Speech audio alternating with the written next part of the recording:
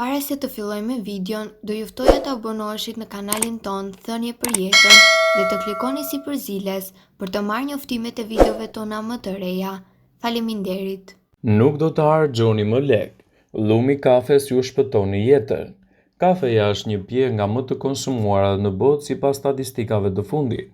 Njerëzit zakonisht llumin e saj e hedhin në mbeturina, por pasi ta dëgjoni këtë video deri në fund, do të mendoheni 2 herë përpara se ta hidhni atë.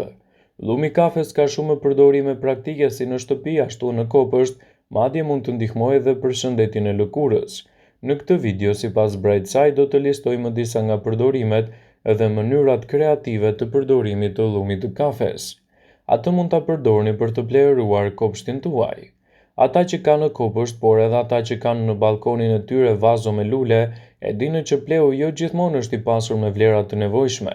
Për më tepër, bimët që ju keni mbjell i thithin të gjitha këto vlera duke lënë pleun të zbrazet. Llumi i kafes përmban disa minerale kryesore që nevojiten për rritjen e bimës siç janë nitrogjen, kalcium, kalium, hekur, fosfor dhe magnez.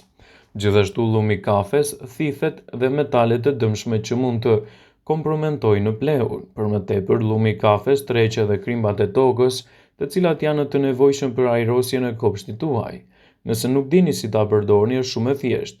Mjafton vetëm të spërkatni pleun e llumit të kafes në të gjitha ambientet e kopshtit tuaj. Llumi i kafes do të mbajë larg edhe insektet. Disa përbërës që gjenden në llumin e kafes mund të jenë shumë toksik për insektet. Për këtë arsye mund t'i përdorni edhe llumin e kafes për të larguar insektet e bezdisshme si mushkonjat ose mizat. Këshillohet të spërkasni oborin tuaj me këtë përzierje ose të lini disa eno të mbushura me lum kafeje në dritare. Nëse doni të mbani edhe kërmit larg nga bimët, sugjerohet të spërkasni rreth kërcellit të tyre. Kjo nuk do të lejojë që të ngjiten në përdek. Ajo neutralizon aromat. Arrin të neutralizojnë aroma të ndryshme duke u mundësuar që të mos ndihen në shqesat e nuhatjes. Këtë rol llumi i kafes e realizon përmes nitrogjenit, i cili eliminon aromat e forta. Ju mund të vendosni një gotë me llumin e kafes në frigoriferin tuaj për ta pastruar atë nga aromat e ushqimeve të ndryshme. Gjithashtu mund të mbushni një çorape me llumin e kafes dhe pasi të keni tharë, ta vendosni në këpucë, në çantat e palestrës, në dollapin ku keni rroba ose në makinë. Madje mundet edhe të lani duart me të pasi keni qëruar hudhër, qep, peshk për të larguar aromat. Një përbërje natyrale gjithashtu mund të jetë edhe për pastërtinë. Llumi i kafes duke qenë i ashpër ndihmon në pastrimin e sipërfaqeve të ndryshme.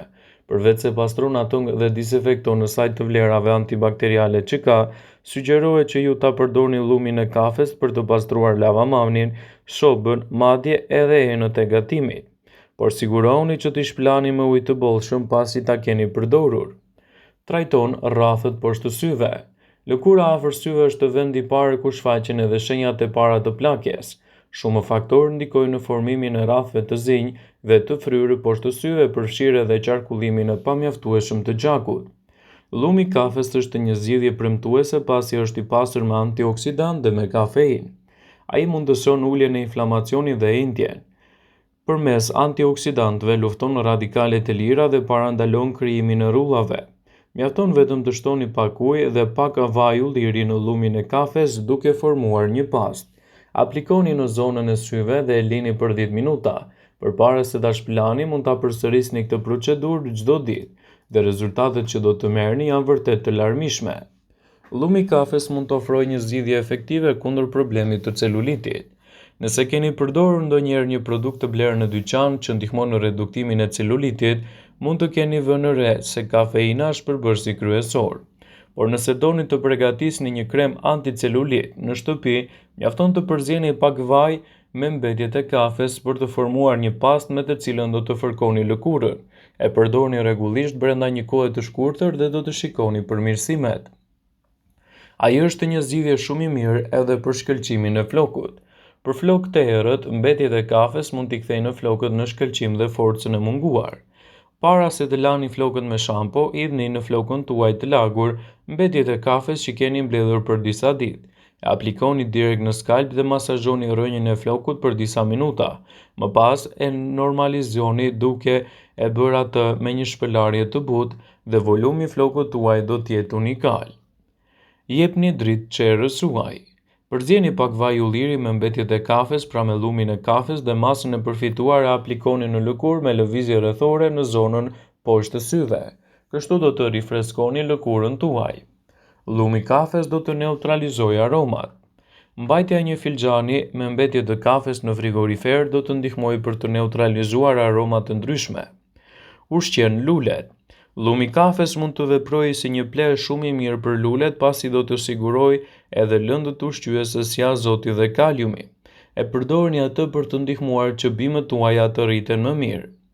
Mbron edhe elementët ushqyes të shëndetit tuaj, gjithashtu mbron bimët nga insektet.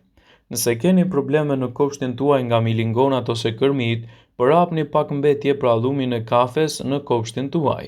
Era e fortë e saj do të mbajë larg insektet nga bimët tuaj. Ajo është një zgjidhje shumë e mirë edhe kundër gjakpirësve siç janë kërpushat ose pleshtat në kafshët tuaja. Nëse qeni juaj ka pleshta, përdorni mbetjet e kafes për të zhdukur këto të fundit. Një herë do të keni gjithashtu zgjidhjen kundër këtij shqetësimi dhe kafshët tuaja do të kenë një aromë unike. Kështu, përdorimet e llumit të kafes do të jenë gjithashtu më të mira.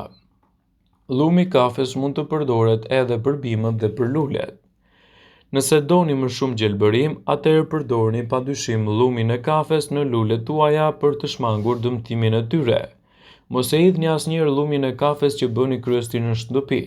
Është i pasur me substanca ushqyese për të cilat bimët kanë nevojë në mënyrë të veçantë. Konservoni llumin e kafes për të shtuar atë në trëndafila, në lule ose në ambientet tuaja me gjelbërim. Rezultatet do të jenë më të mira dhe më të shpejta. Llumi i kafes mund të përdoret në mënyra të ndryshme dhe veprimet që do të keni prej tij do ju ndihmojnë gjithashtu edhe për të pasur ndryshimet që ju kanë munguar prej kohësh. Pasi të konsumoni kafen tuaj, llumin asnjëherë mos e hidhni. Do të thoni se për çfarë shërben ai. Llumi i kafes është efektiv edhe për shkak të aspekteve të tij çuditëbërëse.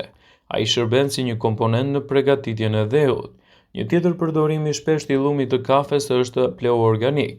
Ai funksionon më së miri që të kërkoni edhe më shumë azot dhe lagështirë në dhe, si në rastet kur përgatisni kopshtin për mbjedhjen e perime, frutave ose luleve. Përzieni leun me llumin e kafes dhe mbillni fidanët e zakonshëm. Azoti ndihmon në rritjen më të shpejtë të tyre dhe rezultatet që do të merrni janë vërtet më të mira. Llumi i kafes mund të përdoret në qindra mënyra të ndryshme. Ai mund të përdoret gjithashtu edhe si pleë për bimët. Llumi i kafes i përzgjedhur me ujë është i shkëlqyer për ushqimin e hershëm të dheut të luleve shtëpiake. Llumi i kafes mund të përdoret për reduktimin e celulitit dhe jo vetëm. Përzieni një tas me llumin e kafes të ngrohtë në një lugë me vaj ulliri ose vaj bajamesh ose vaj të arrave. Ndërkaj zonat e lyera me këtë krem i mbështirni me një qese kuzhine dhe i lini ashtu për 5 minuta.